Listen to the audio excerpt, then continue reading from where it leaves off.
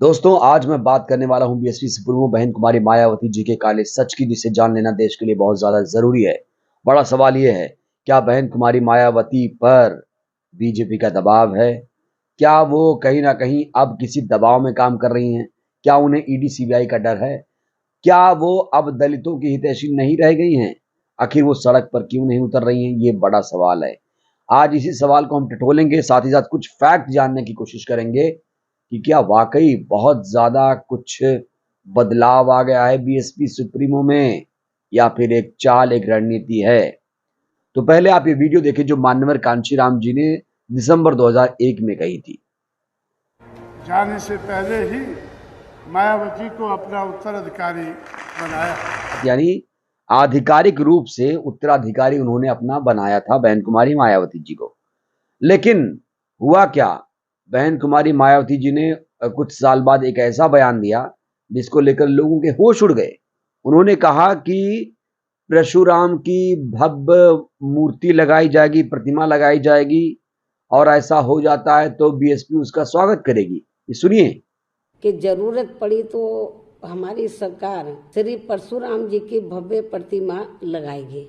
यदि ऐसा हो जाता है तो इसका हमारी पार्टी विरोध नहीं करेगी बल्कि स्वागत ही करेगी। इतना ही नहीं दोस्तों, ब्राह्मण सम्मेलन भी कई बार हो चुका है, और ब्राह्मण सम्मेलन में क्या कुछ बातें निकल कर आई थी वो भी शायद आपको याद होगा कि दलित महापुरुषों की मूर्ति नहीं लगाई जाएगी और ब्राह्मणों पर हुए जुल्म की जांच कराई जाएगी।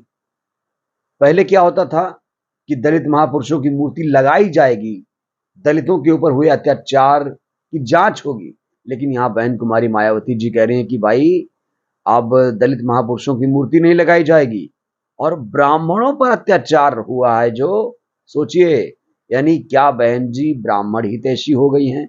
तमाम चीजें यहाँ सामने आ रही हैं, एक एक करके मैं आपको बता रहा हूँ, आप सुनते जाइए, सुन लीजिए, दरअसल ये वीडियो भी आप सुन लीजिए।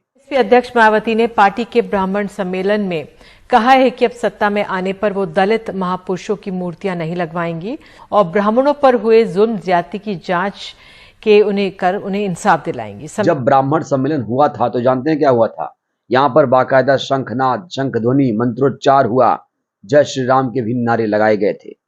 और इसीलिए 28 जून को प्रोफेसर रतन लाल ने एक ट्वीट किया, खाते भीम के रे भाई, गाते त्रिशूल के रे भाई। तो ये उन्होंने ट्वीट किया था। इतना ही नहीं दोस्तों, इतना ही नहीं, जब नई संसद का उद्घाटन हुआ था, तो मायावती जी ने उसका विरोध नहीं किया था।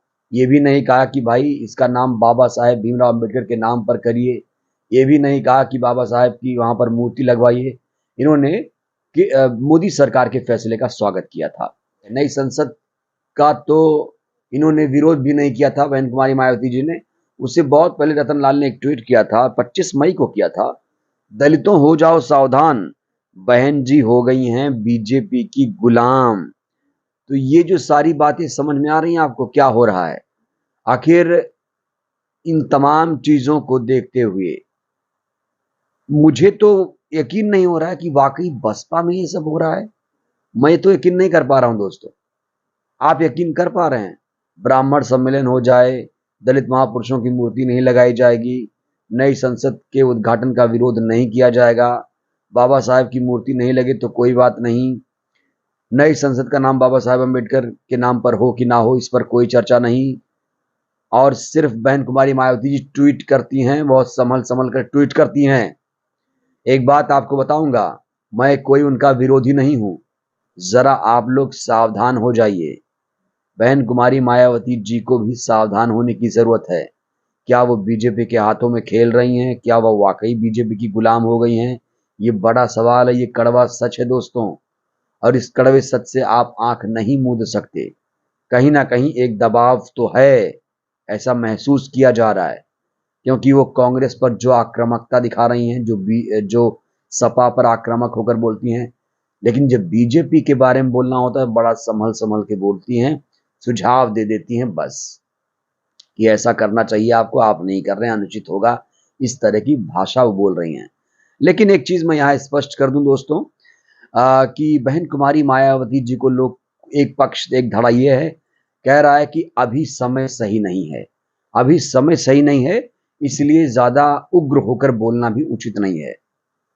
तो समय जब खराब हो, कहते हैं शेर होता है ना, शेर कभी कभी जब वो दुख में होता है या संकट में घिर जाता है तो उसको अपना एक पांव पीछे खींचना पड़ता है। तो क्या बहन कुमारी मायावती जी पीछे इसलिए हो गई हैं कि वो एक छलांग लगाने वाली हैं 24 में? ये बड़ा सवाल है। और हाँ, ये वीडियो सिर्फ और सिर्फ फैक्ट के आधार पर है।